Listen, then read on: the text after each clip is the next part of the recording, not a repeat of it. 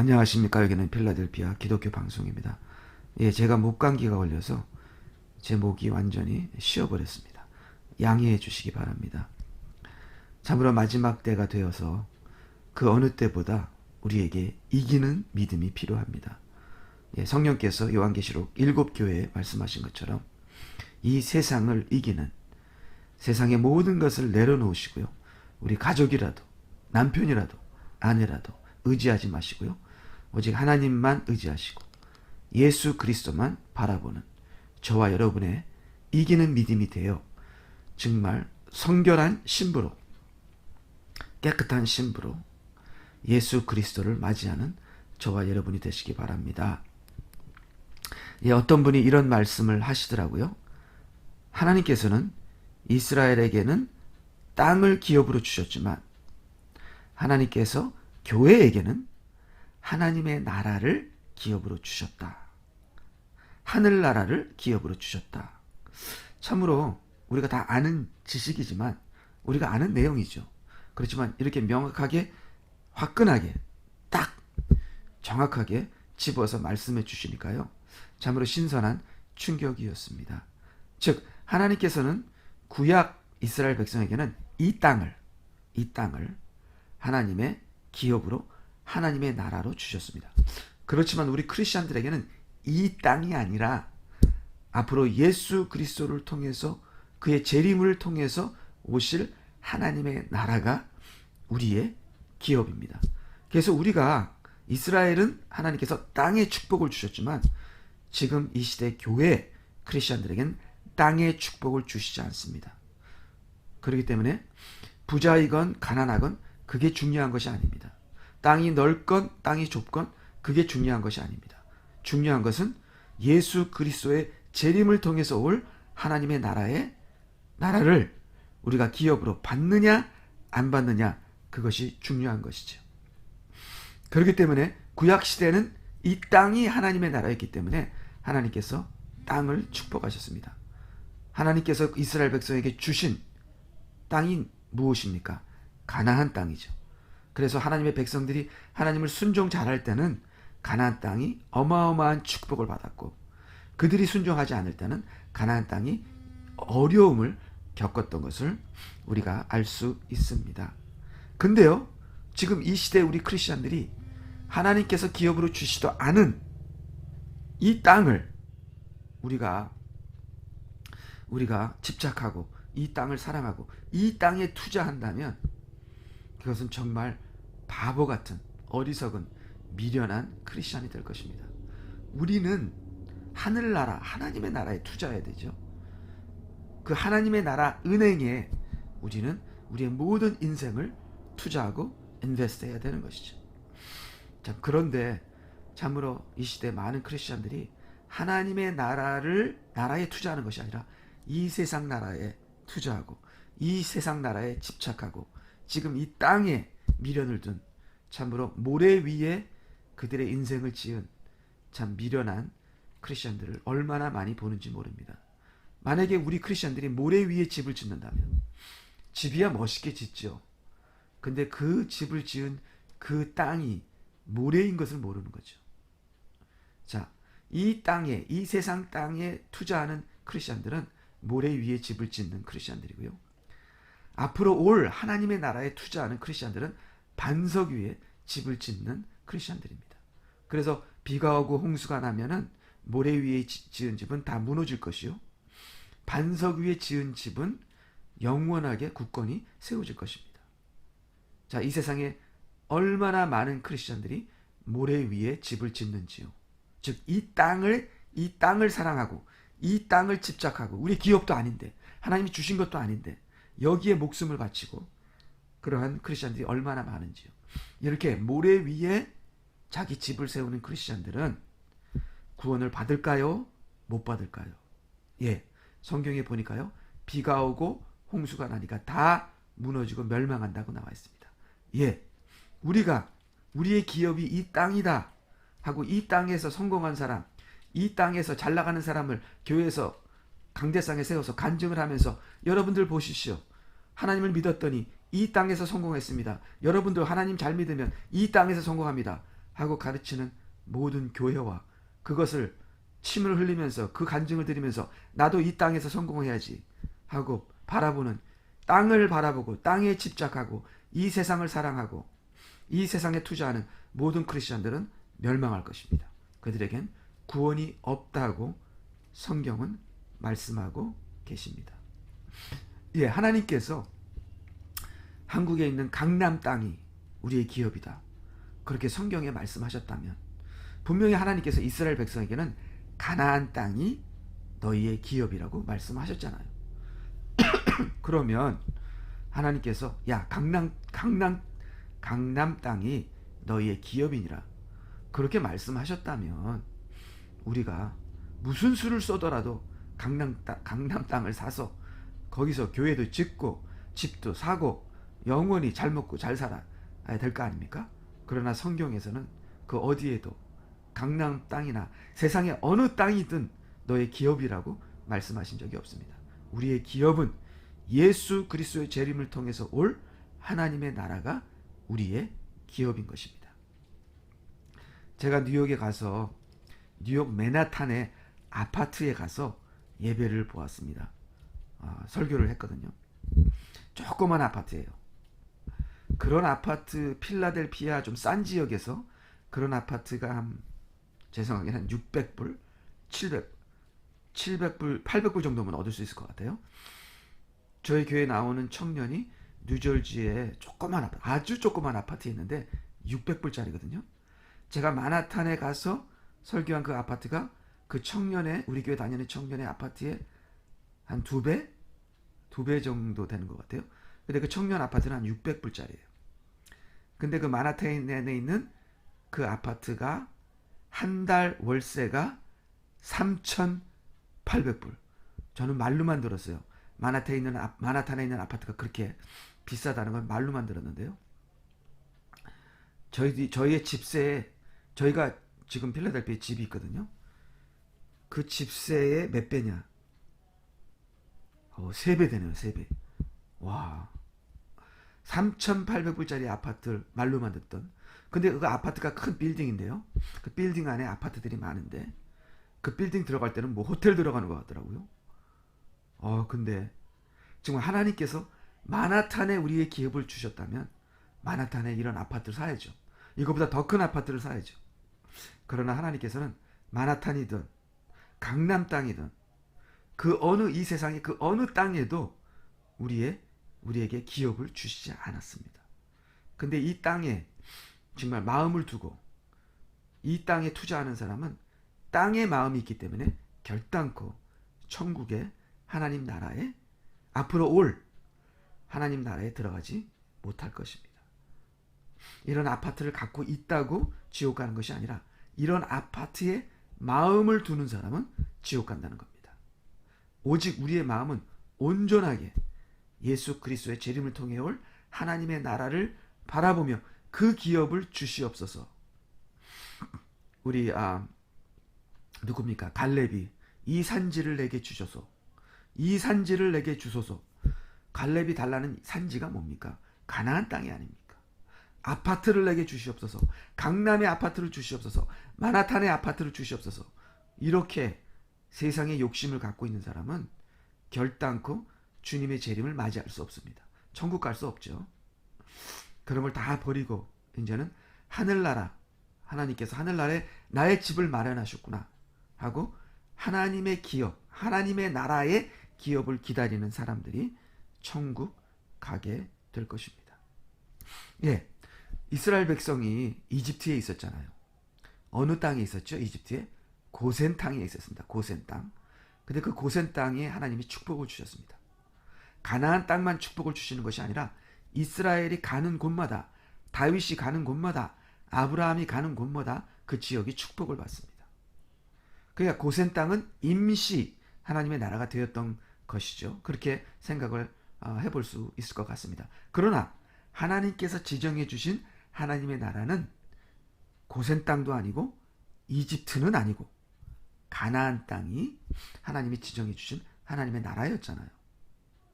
근데요, 지금 이 시대 크리스천들은요, 이집트를 자기의 기업으로 생각하고 있습니다. 이스라엘도 이집트를 나왔는데 하나님의 교회는 이스라엘이 가진 기업보다 더 큰 기업을 가졌는데 이스라엘 백성은 앞으로 천년왕국으로 들어가잖아요. 그 천년왕국도 땅입니다. 땅이죠. 예수 그리스도가 다스리는 천년. 그러나 우리 교회는 땅이 아니라 하나님의 나라, 하늘나라를 기업으로 받았습니다. 이스라엘과 그 기업의 수준이 차이가 안 됩니다. 그러니까 우리는 이 큰 기업을 기다려야 하는데 이 큰 기업을 잃어버리고 이스라엘 백성도 떠난 이집트가 우리의 기업인 양 하면서 이 세상의 화려함에 눈이 멀어서 사탄이 예수님 보고 나에게 절하면 이 세상의 화려함을 다 준다고 해서 했는데 예수님은 절대로 절 안 했잖아요. 근데 지금 이 세상의 많은 크리스천들이 이 세상의 화려함을 누리고 삽니다. 왜 누리고 살까요? 그들이 무슨 방법으로 이 세상의 영광을 누리고 살까요? 왜? 그들은 사탄에게 절을 했기 때문에 이 세상의 영광을 누리고 사는 겁니다. 이 세상의 많은 크리스천들이 이 세상의 영광을 누리고 사는데요. 그들은 사탄에게 절을 했고 지금 우상 숭배를 하는 것이고 이집트 땅을 자기의 기업으로 생각하며 이집트 땅에 교회를 세우고 이집트 땅에 자기 집을 짓고 이집트 땅에서 신앙 있는 척, 믿음 있는 척, 장로다, 집사다, 목사다 하는데요. 이제 이집트 땅을 심판하실 때 그들은 모두가 하나님의 심판을 받고 하나님 나라에 결단코 들어가지 못할 것입니다. 이스라엘 백성이 이집트를 떠나서 가나안에 들어간 것처럼 여러분들도 여러분의 이집트, 여러분의 바벨론에서 속히 나와서 세상 것을 다 버리고 하나님의 나라를 기다리는 여러분이 되시기를 주님의 이름으로 간절히 간절히 부탁드립니다. 예, 참으로. 예. 그러니까 구약 시대는요, 하나님께서 땅의 축복을 했지만 신약 교회 시대는요, 하나님께서 마음의 축복을 주십니다.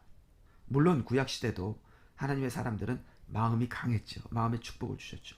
그러나 우리는 교회 시대는요, 땅의 축복을 주시지 않습니다. 물론 하나님께서 뭐 재정이나 돈이나 땅이나 축복을 준 크리스천도 있지요. 그것으로 하나님의 일을 하라고 하나님께서 어떤 사명적으로 주신 걸 수도 있지만 절대로 하나님의 교회에서는 땅이 축복이 아니라 우리의 마음의 축복을 주십니다. 왜 교회 시대는 하나님께서 마음의 축복을 주실까요? 그것은 우리 마음의 천국을 소유하고 있기 때문입니다. 우리 마음이 임시 천국이에요. 천국은 앞으로 올 미래지만 그 미래에 올 그 하나님 나라를 땡겨서 우리 마음에 집어넣는 거죠. 그래서 신약 시대의 교회는 마음이 천국이고 교회가 천국이 되는 것입니다. 그렇기 때문에 하나님께서는 마음에 축복을 주시죠. 그래서 구약 시대는 그 땅이 강했지만 그 나라가 강했지만 왜냐하면 그 나라가 하나님 나라니까요. 이스라엘 나라가 하나님 나라였고 이스라엘 땅이 하나님 나라였잖아요. 그래서 그 땅에 그 나라에 하나님 강하게 하셨지만 신약은 우리의 마음을 강하게 하십니다. 그래서 믿음이 있는 자는 세상을 이긴다고 하나님께서 말씀하셨습니다. 여러분 베드로를 보세요. 성령을 받기 전에는 그 겁장이 예수님을 3번 부인할 그 겁장이 저는 솔직히 걱정이 됩니다. 우리 크리스천들이 우리 교인들이 저와 우리 교인들이 믿는다고 하지만 앞으로 우리 목에 총과 칼이 들어올 때 베드로와 같이 주님을 부인할까봐 짐승의 표를 받을까봐 베리칩을 받을까봐 솔직히 굉장히 걱정이거든요. 그러나 걱정하지 말고 성령 충만 받으면 베드로처럼 베드로가 성령 세례 받았을 때 성령의 침례를 받은다면요 베드로가 무서운 게 없습니다. 세상이 감당하지 못하는 그러한 하나님의 사람이 됐습니다. 그래서요 이 신약 시대에 이 마음의 힘을 받은 사람, 이 마음의 축복을 받은 사람은요 이 마음 안에 하나님의 나라가 있기 때문에 소망으로 삽니다. 하나님 나라에 대한 소망이 있기 때문에 현재의 모든 어려움과 고난을 이기면서 삽니다. 그렇죠? 그래서 우리 히브리서 11장 38절에 보니까 세상이 감당치 못하는 사람이다. 이런 사람은 세상이 감당치 못하느니라. 그들은 광야와 산과 동굴과 토굴에 유리하였느니라. 참, 이 세상이 감당치 못하는 사람들은 참 믿는 사람은 세상이 감당치 못하는 사람들이라 이렇게 말씀하셨잖아요. 베드로와 그 제자들이 성령 침례를 받고 세상이 그들을 감당치 못했습니다. 그들이 세상을 이겼습니다. 구약에서도요, 다니엘을 이길 수 없었습니다. 바벨론의 그 많은 박사들도 다니엘을 이길 수 없었습니다. 사드락과 메삭과 아벳느고를 이길 수 없었습니다. 바벨론의 그 모든 능력으로도 불구덩이 속으로 던져도 사드락과 메삭 아벳느고를 죽일 수 없었습니다. 참으로 우리 이 교회 시대의 크리스천들은요, 성령이 내재하기 때문에 세상이 이길 수 없는, 세상이 감당치 못하는 사람이라 이렇게 얘기했습니다. 자, 근데 여기 보니까요, 히브리서 11장 38절에 세상이 감당치 못하는 사람들이 광야와 산과 동굴과 토굴에 유리한다. 이게 무슨 말일까요? 영어로 보니까요, 세상이 감당치 못하느니라를 영어로 보니까 조금 번역이 잘못됐습니다. Of whom the world was not worthy. 자, 이것을 정확하게 한국말로 번역하기가 힘든데요, 이 worthy, 가치죠. 제가 한번 모든 영어 성경이 똑같더라고 보니까, 다 찾아보니까요, 우리 한글 성경은 킹 제임스 버전도 조금 잘못된 것 같고 개역 한글도 잘못된 것 같아요. 그래서 제가 다시 한번 원문을 통해서 영어 성경을 통해서 번역해 보니까요, 이런 사람들에게는 세상은 그들의 가치, 보상이 되지 못하므로 그들은 광야와 산과 동굴과 토굴에 유리하였느니라. 이렇게 해석하니까요, 이게 해석이 스무스하게 나가더라고요. 세상이 가치가 없어요. 세상에는 아무 보상이 없습니다. 솔직히 세상은 우리의 원수입니다. 왜 크리스천들이 세상을 사랑하는지요? 세상은 하나님과 원수가 되고 세상을 사랑하는 사람은 하나님과 원수가 됩니다. 근데 이 시대 크리스천들이 얼마나 세상적이고 얼마나 세상을 사랑하는지요? 이 시대 크리스천들은 하나님의 원수들입니다. 왜요? 그들이 세상을 사랑하니까요. 근데 여기 보니까요, 히브리서 11장 38절을 보니까 이 믿음의 사람들이 세상을 보니까 아무 가치도 없고 세상에서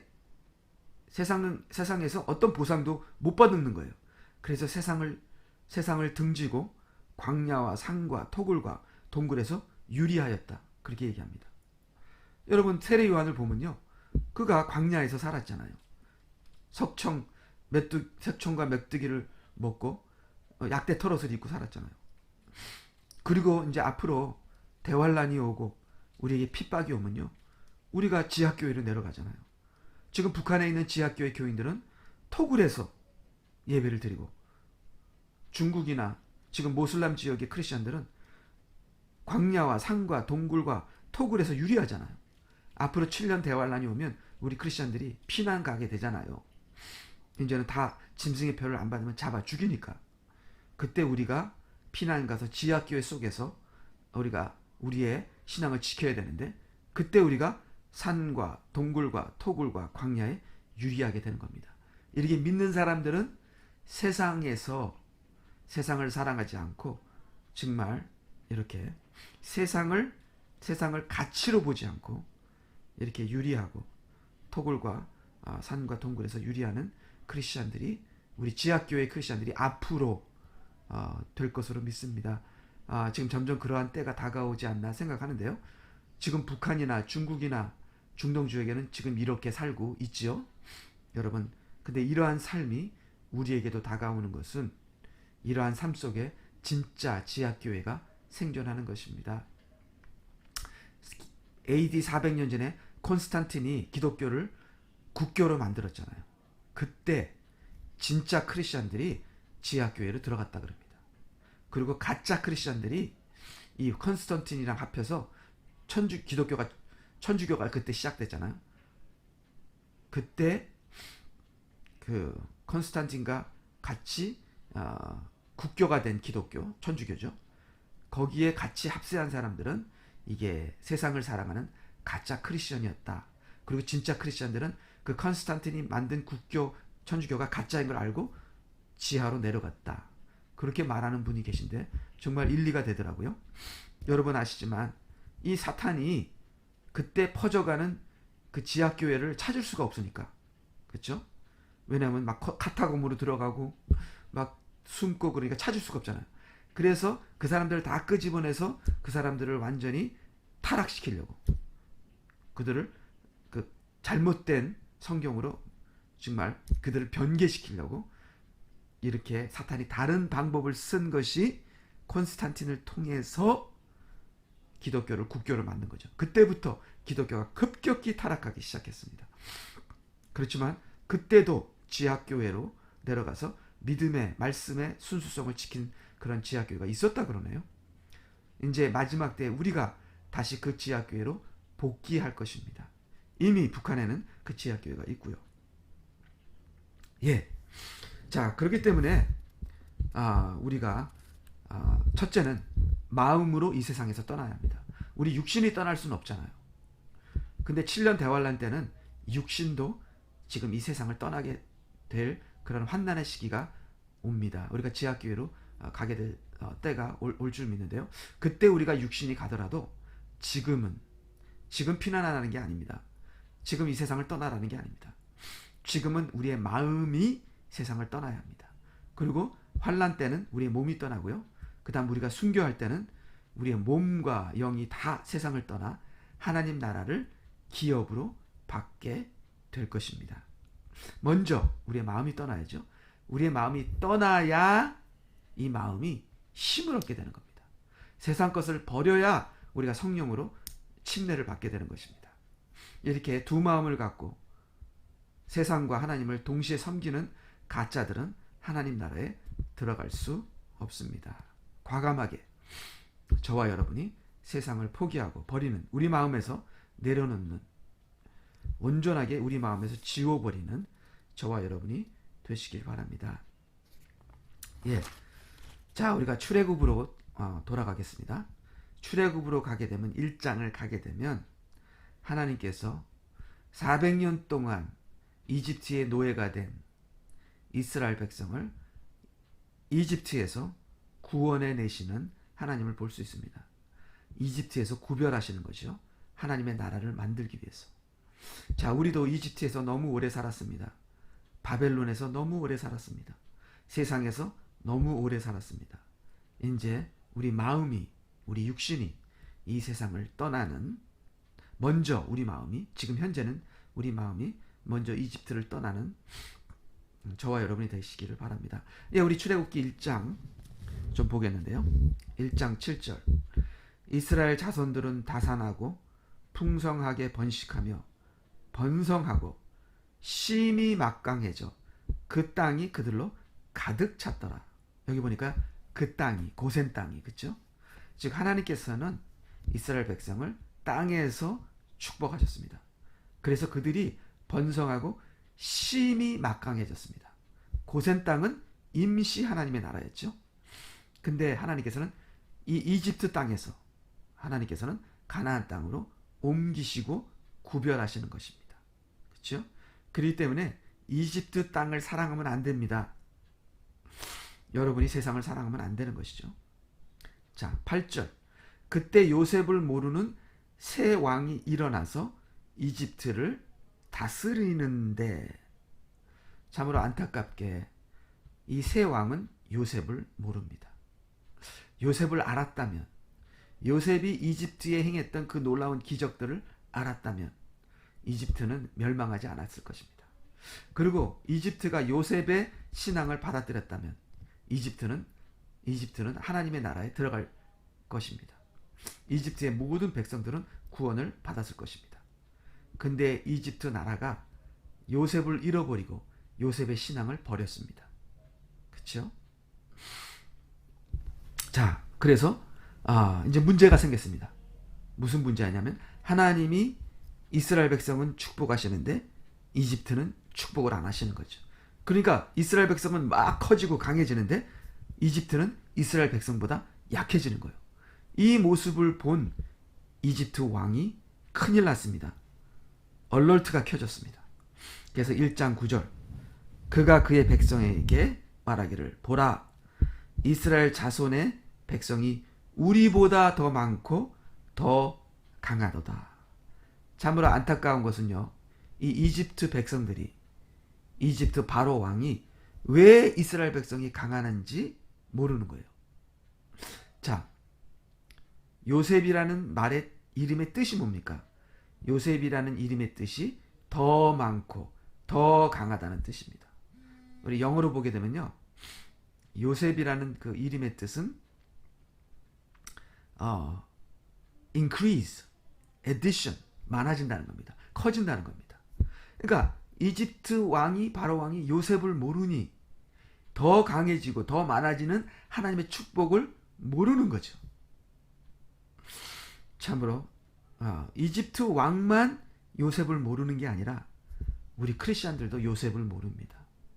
하나님의 능력을 받으면 하나님의 성령의 세례를 받으면 하나님의 은혜를 받으면 믿음을 가지면 겨자씨 하나 할 만한 믿음이 있으면 산을 옮긴다는 그 능력을 우리가 모르는 겁니다. 즉 우리가 요셉을 모르는 것이죠. 그렇죠? 예, 참 우리가 요셉을 모르는 거죠. 참 우리가 하나님을 안다, 하나님을 믿는다고 하지만 참 하나님을 모릅니다. 그러니 걱정하고 염려하고 불안해하고 참으로 이 믿음이 걱정한다는 건 믿음이 없다는 거죠. 믿음이 있다는 건 걱정이 없다는 거고 걱정이 있다는 건 믿음이 없다는 거잖아요. 이 이집트 왕이 요셉을 모르는 것처럼 우리도 하나님의 축복을 모릅니다. 하나님의 능력을 모릅니다. 그래서 여러분 문제만 터지면 막 죽어버리잖아요. 문제만 터지면 얼굴이 막 말이 아니잖아요. 문제만 터지면 마음이 무너지잖아요. 이게 요셉을 모르는 겁니다. 하나님의 축복을 모르는 겁니다. 하나님의 능력을 모르는 겁니다. 이 하나님을 믿는 자는 아까 제가 뭐라 그랬습니까? 마음의 힘을 얻는다 그랬잖아요. 마음이 축복을 받고 마음이 막 강해진다 그랬잖아요. 이스라엘 나라들은 그 땅이 심이 막강해지고 그 땅이 번성하고 그 땅이 풍성해지지만 우리 교회 시대는 우리 마음이 번성하고 마음이 풍성하고 마음이 심이 강해지는 거죠. 이 마음이 강해지면요. 문제가 문제로 보이지 않습니다. 여러분 생각해 보세요. 여러분 어렸을 때 국민학교 때 여러분이 갖고 있던 문제 지금 여러분 생각하면 유치스럽잖아요. 유치하잖아요. 마찬가지로 믿음이 생겨서 마음이 강해지면 문제가 유치스러운 거예요. 문제가 문제로 보이지 않는 거예요.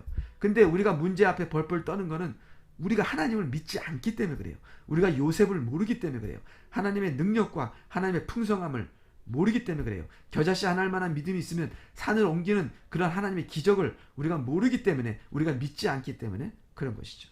그래서 이집트 왕 바로만 요셉을 모르는 것이 아니라 이 시대에 이집트를 사랑하는 모든 세속적인 크리스천들도 요셉을 모르고 하나님을 모른다는 겁니다. 자, 그래서 이 이집트 왕이 이 이스라엘 백성들이 이렇게 커지니까 막강해지니까 지혜를 씁니다. 이 문제를 해결할 머리를 굴리게 됩니다. 사람의 꾀지요. 자, 근데 성경책은 이렇게 이야기합니다. 출애굽기 1장 10절에 오라 그들을 지혜롭게 다루자. 그들을 지혜롭게 다루자. 그러니까 우리가 이걸 들으면 참 지혜롭게 다루자. 그럼 이게 참 뭔가 좀 특별하고 똑똑하고 뭐 어떤 좋은 방법을 쓰느냐 이렇게 생각하잖아요. 그렇지만 이 세상 지혜는 좋은 게 없습니다. 여러분 미국의 오바마나 한국의 박근혜나 이 세상의 어느 나라 사람들이 어느 정치인들이 정말 지혜롭게 세상을 다스린다고요? No, no, no.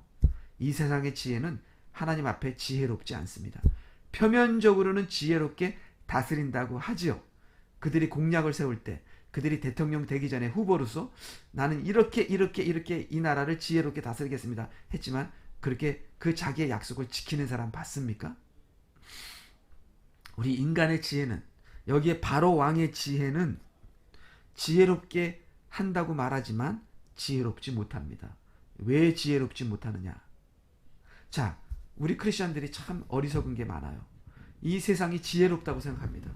이 세상의 정치인들이 좋다고 생각합니다. 그렇지 않습니다. 이 세상은 하나님과 원수이고요. 이 세상은 사탄의 지배 아래 있습니다. 그 사탄 밑에서 사용되는 대통령들, 정치인들, 지도자들도 그들의 지혜가 사탄에서 나온 거지 하나님께 나온 것이 아닙니다. 왜냐하면요, 이 세상의 지혜는요, 자기 중심입니다. 겉으로는 백성을 돌본다고 하지만 속으로는 결국은 자기 중심입니다. 이 세상의 지혜는 내가 살기 위하여 남을 발로 밟는 게 이 세상의 지혜입니다. 이 세상의 지혜는 나만 잘 살면 된다 하는 것이 이 세상의 지혜입니다. 이 세상의 지혜는 내가 먼저 살아야 한다, 내가 높아야 된다, 내가 힘이 있어야 한다 하는 것이 이 세상의 지혜입니다. 그래서요, 여러분 이 세상의 정치인이나 이 세상의 지혜를 믿지 마세요. 오직 하나님의 지혜만 믿으시는 저와 여러분이 되시기 바랍니다.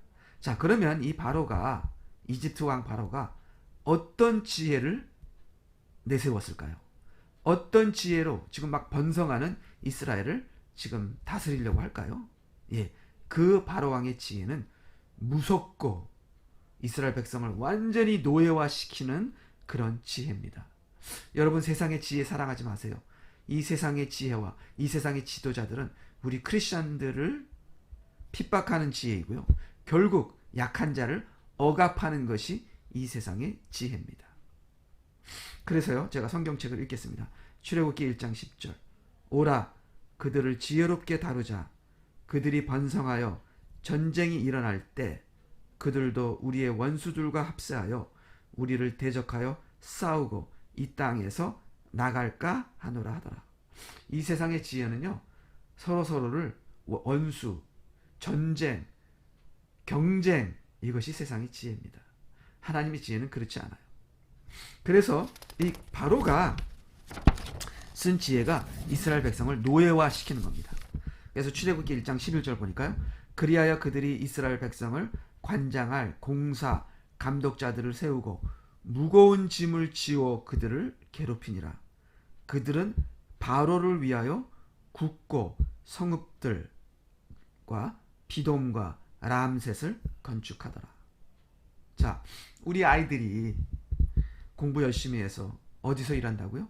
IBM에서 일하고 삼성에서 일하고 정부기관에서 일하고요. 정말 박사학위도 받고 그렇게 해서 세상에서 일합니다. 자, 그러면 그 세상에서 우리가 노예가 되는 겁니다. 그리고 열심히 일해서 그 회사를 위해서 일했더니 어떻게 됩니까? 사탄의 바벨탑을 짓는데 도움을 준 것이죠.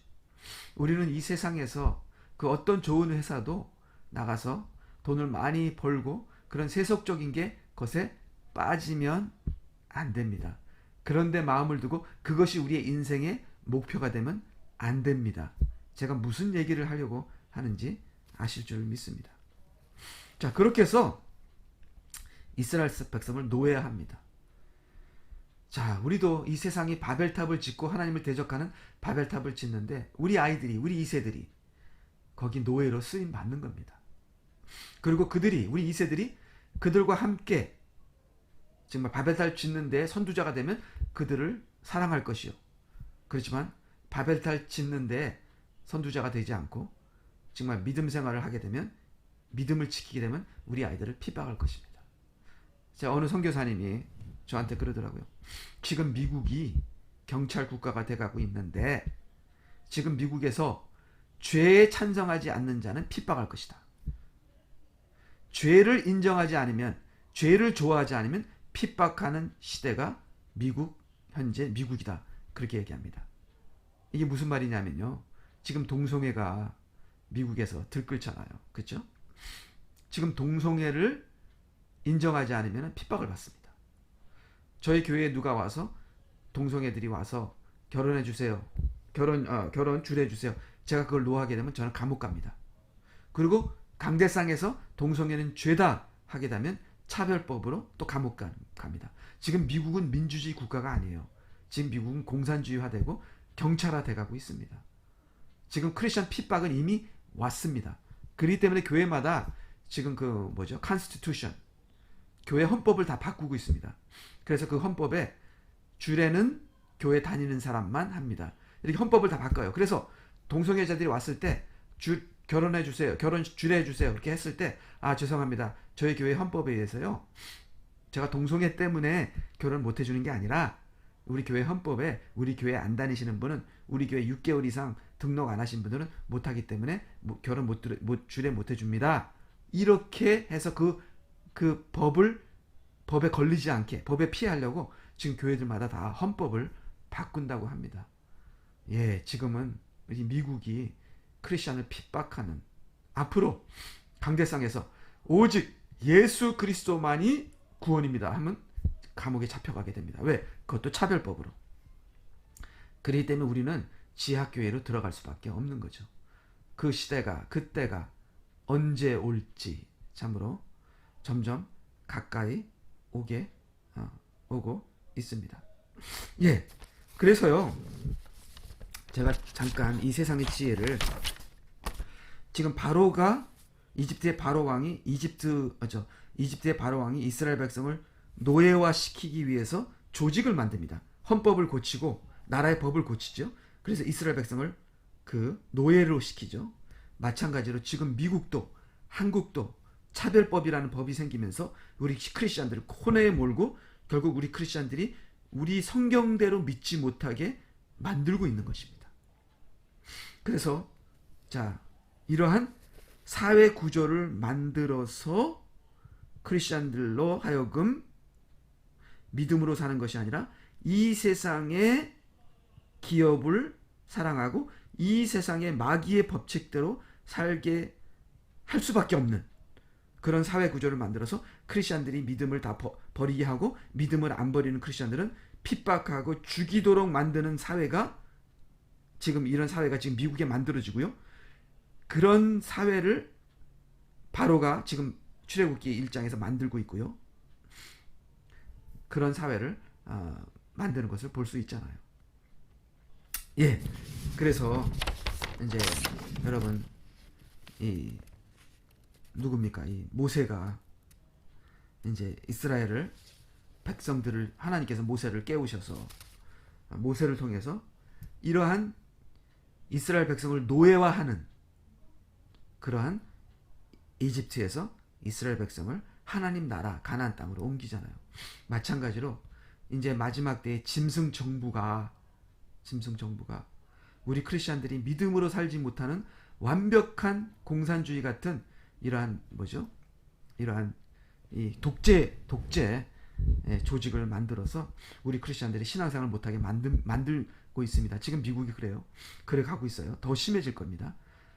우리가 하나님 나라로 갈 준비를 해야 됩니다. 먼저 우리 마음이 떠나야 되고요. 우리 육신이 이제 지하교회로 이제 앞으로 가야 되고요. 이제는 우리가 순교를 하게 되면 하나님 나라로 가게 됩니다. 그래서 들림받는 사람, 휴거받는 사람도 있겠죠. 그러나 저는요, 이 시대에 북한 교회나 중동 교회나 중국 교회, 지하교회 사람들은 휴거받는다고 저는 믿습니다. 그러나 저같이 이렇게 편안한, 너무 편하고 너무 잘 먹어서, 저도 배 나왔거든요. 너무 잘 먹어서 배가 나와서 당뇨병이 걸리는, 50대가 되면 당뇨병이 걸리는 이러한 세속적인 크리스찬들은요, 휴거 못 당합니다. 대환란으로 들어갑니다. 대환란으로 들어가서 지하교회에서 고생 톡톡히 하고 내 옷을 깨끗하게 씻고 순교함으로써 우리가 하나님 나라로 들어가게 되는 것이죠.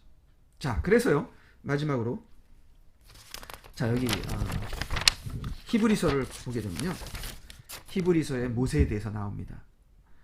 자, 이 히브리서에서 보면 모세가 어떤 삶을 살았나 얘기하고 있는데요. 요것만 잠깐만 마치고 요것만 읽고 마치겠습니다. 예, 믿음으로, 히브리서 11장 23절, 믿음으로 모세는 태어났을 때에 출중한 아이로 보였기에 그의 부모가 3개월 동안 숨겼으니 이는 그들이 왕의 명령을 두려워하지 않았기 때문이며.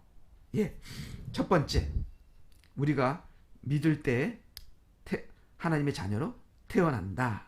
첫 번째, 우리가 예수 그리스도를 믿으면 하나님의 자녀로 태어난다. 그리고 초보자 신앙인들은 하나님께서 돌보시고 숨겨준다, 인도하신다. 그렇죠? 그래서 11에서 11장 23절 보니까 3개월 동안 모세를 숨겨줬습니다. 자, 히브리서 11장 24절. 예, 좀 소리가 자꾸만 나는데 죄송합니다. 히브리서 11장 24절. 믿음으로 모세는 장성하여 파라오의 딸의 아들이라 칭함을 거절하고. 자, 근데 우리가 크리스천으로 장성한 다음에는 이제는 우리가 이제는 액션을 취해야 합니다.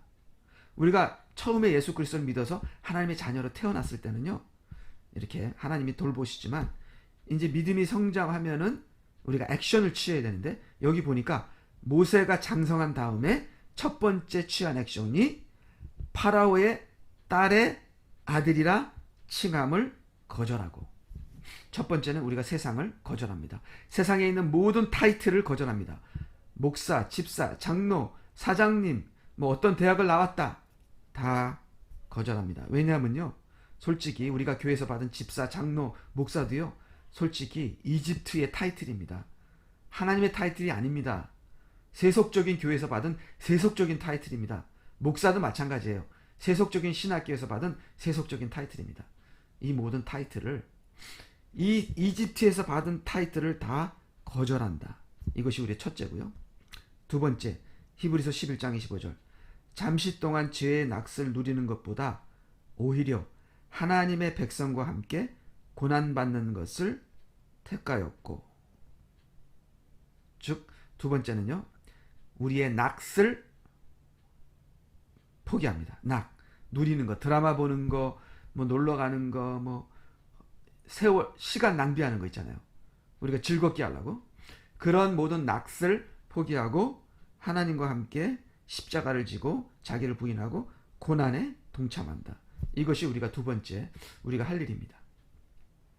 그 다음 세 번째, 히브리서 11장 26절. 이게 모세의 삶을 지금 보고 있어요.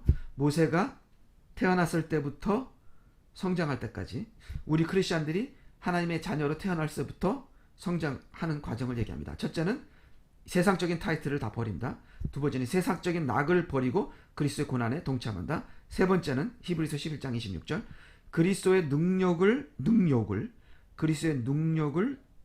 이집트의 보화들보다 더 큰 재물로 여겼으니 이는 그가 상 주심을 바라보았음이니라. 세 번째는 보화를 포기한다. 뭐를 포기해요? 보화입니다. 여러분의 보화가 뭡니까? 이 세상에 있는 여러분의 보화가 뭡니까? 여러분 자식이에요? 돈이에요? 집이에요? 차예요? 여러분의 두뇌예요? 세상의 모든 보화를 배설물로 여기고 예수 그리스도를 나의 보화로 여긴다. 바로 이것이 세 번째입니다. 예, 이렇게 모세가 이 세 가지를 포기했기 때문에 모세가 하나님의 종으로 들림을 받아서 이스라엘 백성을 그 이집트에서 가나안 땅으로 옮길 수 있었던 것입니다. 여러분들도 이제는 애기 크리스찬 그만하세요. 그 다음에 모세처럼 장성한 크리스찬이 되시는데, 장성한 크리스찬은 모든 세상의 타이틀을 버린다. 세상의 낙을 버린다. 세상의 보화를 버린다. 그리고 오직 그리스도의 부르심을 받아서 이스라엘 백성들에게 가서 어린 양의 피를 그 문지방에 바르게 하고 그들을 데리고 이집트에서 나와서 광야를 통과해서 가나안 땅으로 들어가는 하나님의 부르심 받은 종이 성숙한 신앙생활하는 저와 여러분이 되시기를 주님의 이름으로 축원합니다. 안녕히 계십시오.